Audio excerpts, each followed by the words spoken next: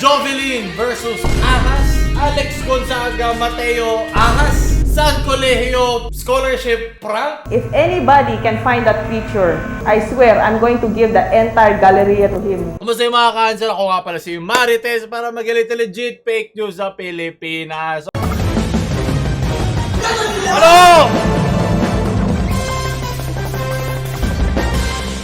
Napakarami natin dadaan na bilisan na agad natin. Simulan na natin agad kay Jovelyn Galieno ang sinasabing nawawala na tenant sa Robinsons, Palawan. At dahil dito, nabuhay na naman ang mga tambay ng internet at naungkat na naman yung taong ahas na naging issue nung ating kabataan. Napakarami mga version, pero ang pinaka-main na version na to ay nilagay doon ng Gokong Wei family sa ilalim ng Robinsons bilang pampaswerte, isang half-human, half-snake, half-zombie na creature sa ilalim ng kanilang basement. Pero naglabas na rin naman si Alice Dixon kanyang explanation sa nangyari noon. Couple of fans said or reminded me that the incident actually took place when I was there on a movie shoot. Natatandaan ko pa nga na may mga nag-oosyoso sa labas. I was inside the bathroom. Yari ka pa talaga na scary I said, music. tuklaw, tuklaw. No, kung bakit ko yun ginawa. Siguro Parang kasi bata lang, di ba? Parang TikTok. I was just being Masabi lang. funny. I was trying to get a laugh sa mga kasamahan ko. Just being young and silly. Kaya na nga. Yung kasamahan ko sa pelikulang Jezebel na si Richard Gomez, he had a movie Ayan na nga that sinasabi came out ko. called Tuklaw. At uso yan noon. Hindi ko alam to eh. Iba na nanunuklaw kay Alex Dixon niya. Pero di ba, yun nga, at syempre word of mouth, lalaki yung isang pangyayari, mapag-blow out of proportion, iisipin na totoo yan. Alam niyo yung ginagawa sa Netflix, di ba recently may nangyari yun dun sa Globe, sa Mall of Asia, sa Netflix pala. Marketing stunt siya. Pero siguro ang nangyari dito, hindi to planado. Pero naging marketing strat na lang siya, naging marketing ploy na lang siya after the fact. Very, very stupid. Most probably, it was spread by a competitor with a very, very sick mind. Diba? May mga ganyan, may mga sariling buhay yan, mga rumors, mga invento, gagawa ng issue, napakaraming ganyan. At sinabi rito na mass communications din siya. At ako, galing ako communication arts, almost inline yan sa aming mga pinag-aralan. Communication graduate Ayan, din ako. pakinggan nyo. And we studied these kinds of Kung gaano case kalayo studies. aabot ang isang fake news. theory is that Pwede ba yung editor mo tanggalin yung mga dead air? Para namamatay ako sa loob. lumabas pa ito sa headline ng tabloids and news. May mga tabloids, diba? Diyan ang gagaling mga nakakatawang tabloid na mga titles. Alam mo, nandyan lang talaga para sa clickbait at para sa mga patawa. And one day or one morning after, my secretary told me na tumawag ang Robinsons representative.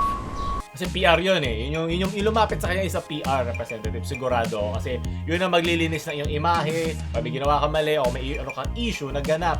Meron kasing mass communication curriculum ang isang From school arts, let's go! that it Pastor. had a particular project Yes, yes. to disseminate information. Fake news. To Alam mo, see- noon pa lang, 1980s pa lang, meron ng ganun. So alam mo, ngayon, yung mga napakadaling mag-propagate ng fake news, mga maling snippet, mga edited lang na videos, taking out of context kung ano yung kabuang meaning na isang mensahe. At syempre, maraming mangmang sa YouTube, Facebook, Twitter, at lahat ng social media sites. Take at face value na nila kung ano man ang sabihin doon. Napakarami niyan. At alam ko mahirap, pero di ba wala namang madali na masarap ipaglaban, di ba? Ganun talaga. How far, how convoluted, Yes. and how long Yes. information could Ganyan magsalita po siya. Mas gusto pa ng tao kasi ang mas kakaiba, 'di ba? The more outrageous the claims, the more outrageous ang kailangan mong evidence, 'di ba? Mas nakakatawa kasi kung totoo nga 'to eh. Oo nga, nalagyan niya ba, nahulog siya diyan, may kumain sa kanya. Mas nakakatawa yan kasi wala nangyari, 'di ba? Mas pinag-uusapan. At pwede ito gamitin sa iba't ibang mga agenda, pwedeng political, fame, pwedeng fortune, tulad nga 'di ba sa mga kumpanya, kailangan nila na isang mga threat traction. Hindi daw totoo na nalaglag sa trapdoor, na mayroong corridor na papunta doon sa hotel. Bilisan ko na lang kasi hindi dapat to 15 minutes, dapat 10 minutes lang to eh. Binayaran siya 850 million, hindi daw yun lahat totoo. So, coming from her mismo, wala nangyaring ganon. Mas nakakatawa nga dito na lumalabas sa mga tao ay mas naniniwala ka pa sa isang half snake, half human na nang dadakip or nang kikidnap ng mga babae kaysa sa isang simpleng human trafficking or simpleng human kidnapping. Feeling ko sa sobrang lungkot ng mga tao ay mas nag-enjoy pa sila maniwala sa mga mahika, Oh my God, bro. Oh, hell no, man. What the fuck? kalokohan at mga outrageous na mga claims, mga crazy, kasi mas nakakatawa. Mas madali dumadaan ng araw kung gano'n na nga lang talaga ang nangyari. Pero alam natin, sa totoong buhay, may mga namamatay, may mga nakikidnap, at sana mahuli na at ma-close na ang case na to na walang halong once upon a time na mga na mga tema tulad ng mga half snake, half human. Yung utak mo, half brain, half hangin na lang. So, dito. Always on snake is dead. Wow. Nakakatakot. Nice. Ito yung normal lang mukha ng mga naniniwala dyan. Average Robin Snake believer. Ito yung sinabi ng Robinson's Place Palawan na lahat ng kanilang nasa comments ay nilimitahan na nila yung post, hindi nila pinapakita. Siguro nga may mga nagsaspam na mga bata dyan. Pero iba, ilalabas na ba nila yung mga CCTV na kung ano nangyari? Sunod na balita na speaking of ahas naman, mayroong issue sa pagitan ni Alex at Mateo. Ate panoorin. Ito yung tropang LOL na pinag-usapan nila. Ilang beses na daw na-cancel to dahil sa kanilang mga insensitive jokes tulad nito. Na talagang... Jimin! Ito yung grupo mo, Jimin! Kay... Jaiho. Kay Jaiho. Hindi pala BTS na nga pala. Sorry. Tama.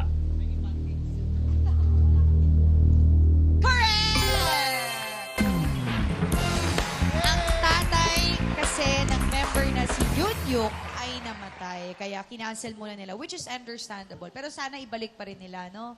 Siguro i-announce na lang nila yon anytime. Imumove. Akala ko which is understandable. Sana binuhay na ulit. Akala ko nasasabi. Hindi naman, ano na lang, mag-risked na Ayan, lang. yung pinaka-inyo na inis sila na ginawang joke. Live kasi to, so yung mga ganyan joke ay hindi nila nasi-screen.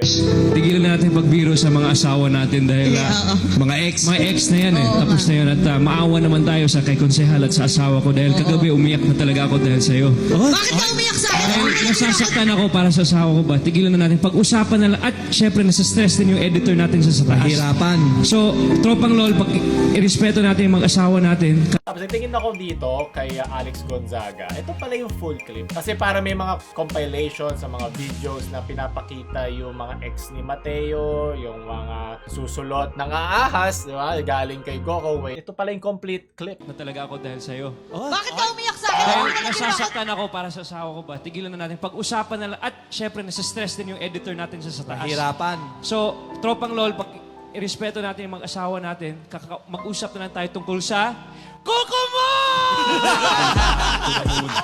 So, isa siyang punchline sa isang joke. So, napakaganda na nitong metafora sa kung gaano kadali mag-disseminate ng impormasyon. Hindi ko sinasabing Diyos si Alex Gonzaga, marami siyang mali. Pero pinapakita nito na napakadali mag-propagate ng, mag-disseminate ng mga fake news, fake information sa internet. Kasi pag viral, million views, lalo lang lalaki ng lalaki. Yun yung isa sa mga issue doon sa nauna nating topics. Tumakto! Okay, sunod na balita. Kaya balitang balita. Ang Colegio de San Lorenzo ay gumawa daw ng isang General Assembly kung saan na sinabi nila na magsasara na yung school, magsasara na yung college. Meron ng mga estudyante at meron ng mga magulang na nakapagbayad na ng tuition. Nainis sila na bakit ngayon pa na ang hirap na humabol sa mga papasok sa face-to-face. Face-to-face sinabi sa kanila na hindi na kayo makakapag-aral dito. Diba? Congratulations! We are the representatives and council of the Board of Directors. Unfortunately, and we are confirming what you've heard before, that the college will be closing. So sinabi na matagal na. Hopefully, the information that we will be giving and the how we would treat the students would suffice or will address your concerns. So, yun nga po, basahin ko lang muna yung statement ng presidente ng kolehiyo. With a very heavy heart, we would like to inform you that due to the financial instability as well as liabilities and lack of financial viability brought about by the ongoing pandemic and exacerbated by the consistent low enrollment turnout of over the past years, Konti lang the nagbayad. Board of Trustees has come to the painful and difficult decision to permanently close our educational institution, Colegio de San Lorenzo. Pero ang mali doon, bakit nag-accept pa kayo ng payments? Ano yung parang, tingnan muna natin, pagbayarin muna natin sila, tingnan natin kung makukuha natin yung turnout, tapos ang maipit kasi dito yung mga magulang. While students have already Bayad ka na ng enrolled in libro, the di ba? school year Uniform. 2020-2023, it will be difficult for Colegio de San Lorenzo to continue operating due to the low turnout of enrollees this year. In connection with this development, we will initiate refunds of all tuition fees Yun yung and point. all miscellaneous fees already paid, and assist all students for their transfer to other schools and educational institutions by timely releasing the records and credentials for such purpose. For those it. enrolled in the college, in our college department, to ensure a better transition to another higher educational institution, we have already coordinated with the university of the same caliber for the transfer students who are willing to continue their educational. Kung ayaw niyo po sa St. Catherine, but St. Catherine is very gracious enough to accept it. Pero if we're still talking to other schools, if you would tutulungan want to sila, okay. still transfer there. Ang alam ko po, ang difficulty kasi nga, August na. Ang maganda na po St. Catherine, ang opening ng classes na St. Catherine is September 12. Okay. So you would have time. Para nangyari tuloy, ang nagpili na eskwelahan mo ay yung, eto, hindi sila. Nasaan yung autonomy mo, di ba? Na ikaw magpasok sa mo gusto. Yung Thursday, yung Friday, pinag-e-enroll pa. Bigla kong ihihinto. Ano to? Uy, konti yung enrollees. Sarado natin yung school. Ganun lang. Ano? Walang kwenta. Walang kwenta lang ng mga ano. Walang kwenta lang. Pero ang piling ko po, sana, sa pinakamabilis na araw, i-release niyo po lahat ng kailangan ng estudyante dahil hindi na po kaya magantay. Flip topic ka ng 3 minuto. Sagot! Pero yung malungkot nga doon, itong dalawang to, I'm sure hindi ito yung director eh. Sila lang yung parang customer representative na sasalo sa mga complaints, sumasigaw ng mga magulang na yan.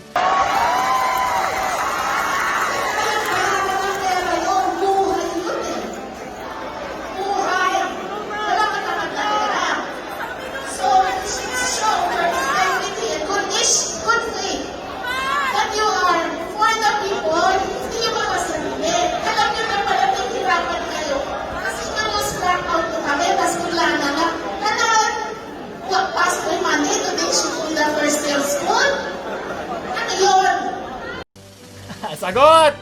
Nag-flip top! Sagot! Wala kang Jollibee ngayon!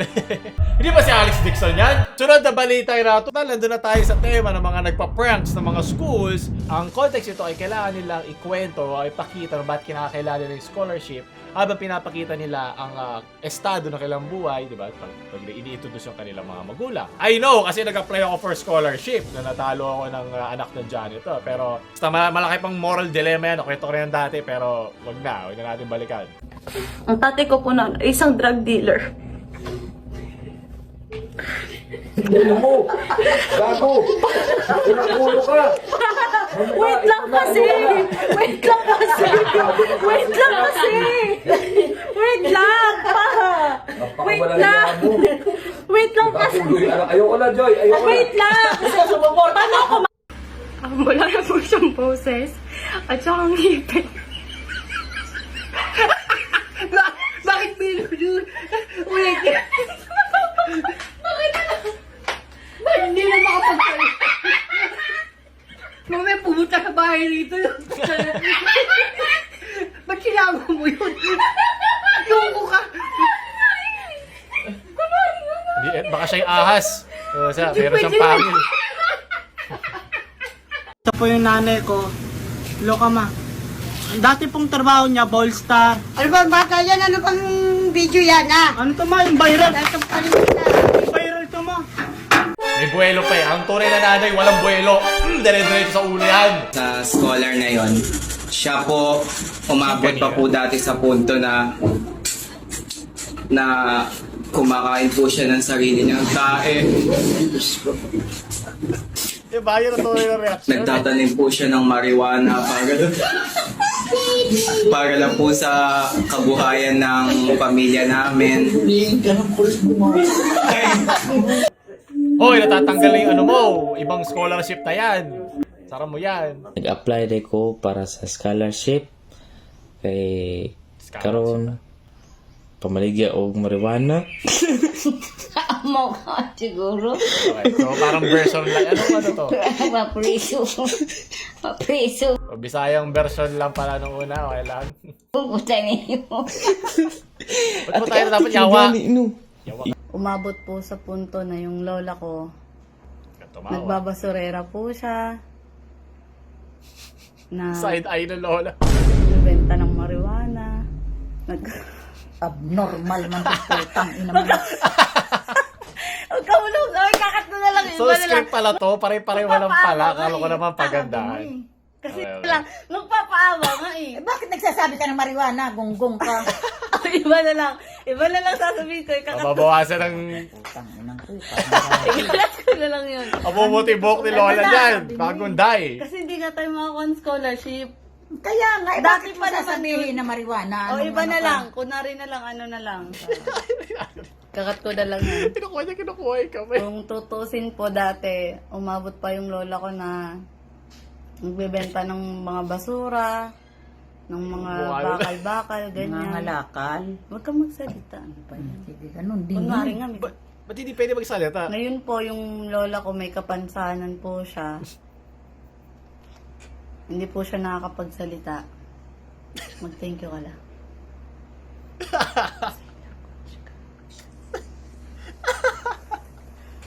Kaya sana po makapasok ako sa scholarship.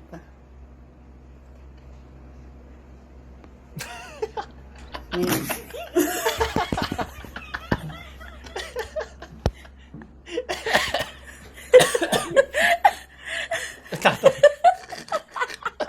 Sa hirap ng buhay, pinipilit po namin. Alam na nung kotse yung bullshit na parating. Dahil sa hirap nga po ng buhay, nagawa po niyang maging drug dealer. Utang ina mo, mag-drug din siya. Sampalin kita. Tanga. Huwag yun. Dahil nakakulong po siya. Kaya Utang ina mo siya. Sa kanikita kita, putang ina mo. Okay, Magustuhan ng boyfriend niya yun. Loko ko nga yung mga drug dealer na putang ina Oh, yung ngayon yung pang-ulam sa likod, oh. Sabungan si tatay. Ito nangyayari tayo pag hindi pag inuuna mo yung pansabo sa anak mo. Sana naging prank na lang din yung sa kolehiyo eh. It's just a prank, diba? Tuloy pa rin ang pag-aaral nila sa aming eskwelahan. po matanggap ako at ito po yung aking magulang na si Maria Janelinda Ilagan. Wala po siyang ngipin. Kailangan niya rin po ng pangpustiso. Pangpustiso. Isa po siyang pipe. Hindi po kasi siya hindi po siya makapagsalita. Yung ngipin mo! Tanggalin mo yung ngipin mo! Wala po siyang ngipin. Kaya sana po yung mabibigay niyong scholarship, papagawa po namin ng pustiso. Tapos, papaayos ko po yung dila niya para po umayos yung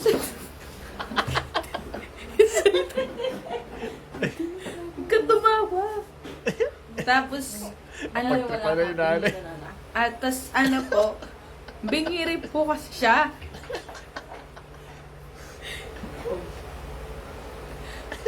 Matagal na po kasing may lugang sa Paano makakabal? At nagtatanong natin sa mga natapos natin isang positive note ng mga balita ngayon dahil hindi naman siya lahat nakakatuwa. So kung gusto mo mag-ito, ako ulit si Marites. Kung gusto mo mag-ito, like siya sa mga Marites nyo ding friends tulad ko. Marites na mga maalam. Shoo!